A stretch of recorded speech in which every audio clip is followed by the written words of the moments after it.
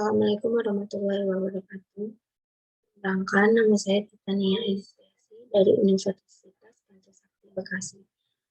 Eh, dengan nomor NIM 187205664. Kesempatan kali ini untuk memenuhi UAS strategi pembelajaran, saya akan menjawab pertanyaan dari dosen pengampu saya yaitu Ibu Eva Putri MPDE. Yang pertama ini, menurut saudara, bagaimana cara memilih strategi pembelajaran? Apa saja yang perlu dipertimbangkan terlebih dahulu sebelum memilih strategi pembelajaran tersebut? Pendapat saya ada 3 yang harus dipertimbangkan. Yang pertama ini tujuan pembelajaran. Tujuan pembelajaran merupakan salah satu syarat mutlak bagi guru dalam memilih metode yang akan digunakan di dalam menyajikan materi pengajar. Tujuan pembelajaran dapat menentukan suatu strategi yang harus dilakukan guru. Misalnya seorang guru olahraga dan kesenian menetapkan tujuan pembelajaran agar siswanya mendemonstrasikan cara menendang bola dengan baik dan banyak contoh-contoh lainnya. Yang kedua ini alokasi waktu dan sarana penunjang, yaitu waktu yang tersedia dalam pemberian materi pelajaran 1 jam pelajaran atau 45 menit. Maka metode yang digunakan telah dirancang sebelumnya tersebut, termasuk di dalam perangkat penunjang penunjang berulang-ulang seperti transparan, cat, atau video pembelajaran, lain film juga bisa, dan lain sebagainya. Yang ketiga ini jumlah siswa. Idealnya metode kita terapkan dalam bentuk kelas, kita pertimbangkan jumlah siswa yang hadir agar mengajarnya itu dapat menentukan keberhasilan. Tidak, kan nggak mungkin juga kita mengajar dalam satu kelas ada 50 siswa, itu kan mungkin susah ya untuk menentukan strategi ke depan atau tidak mencapai strategi ke depan. Apa strategi pembelajaran peningkatan kemampuan berpikir yang cocok digunakan pada jenjang pendidikan? Utarakan pendapat. Menurut saya, mungkin waktu itu saya dulu tuh pernah belajar strategi yang mungkin cocok untuk meningkatkan pola pikir kita, mungkin dengan cara menghafal.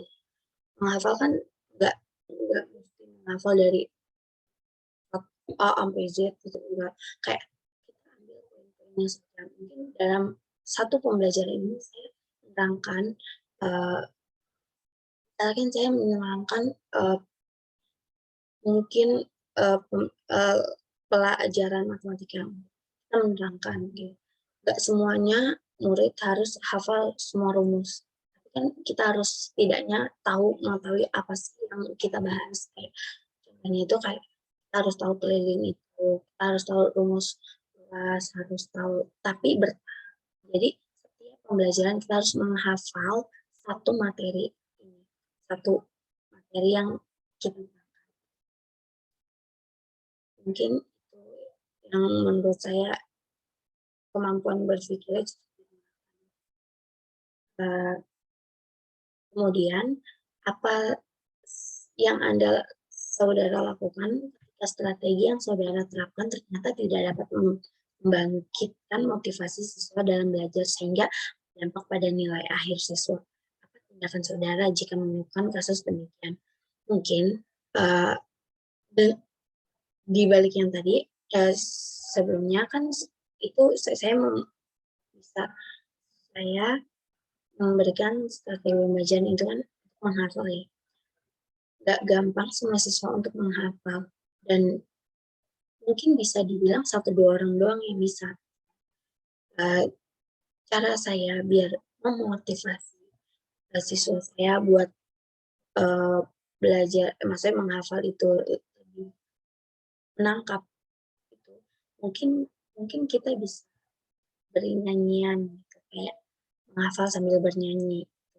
Jadi kita juga senang, siswanya juga kayak, oh ini mah sama nih sama lagu ini, kayak jadi kita bisa lah, maksudnya memberikan nyanyian dan itu isinya pelajaran, jadi kayak menghafal sambil bernyanyi gitu.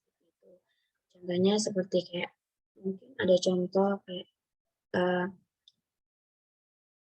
apa saja dengan nyanyian, jadi kayak materi-materi inti-inti poin itu dinyanyikan, tapi itu jatuhnya kan kita menghafal, kita hafal nyanyian itu, tapi kita juga dapat pelajarannya. Jadi kayak biar memotivasi diri murid itu, jadi kayak gue harus hafal nih gitu. Saya harus hafal dulu. Jelaskan makna pembelajaran dengan menggunakan strategi pembelajaran induktif dan deduktif, dan bagaimana cara implementasikannya di kelas. Strategi pembelajaran induktif adalah sebuah pembelajaran yang bersifat langsung, tapi sangat efektif untuk membantu siswa mengembangkan keterampilan berpikir tinggi dan keterampilan berpikir kritis. Kemudian pembelajaran deduktif disebut pula pembelajaran langsung.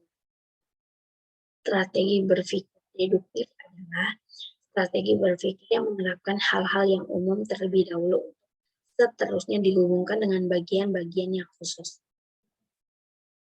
Bagaimana sih cara mengimplementasikannya?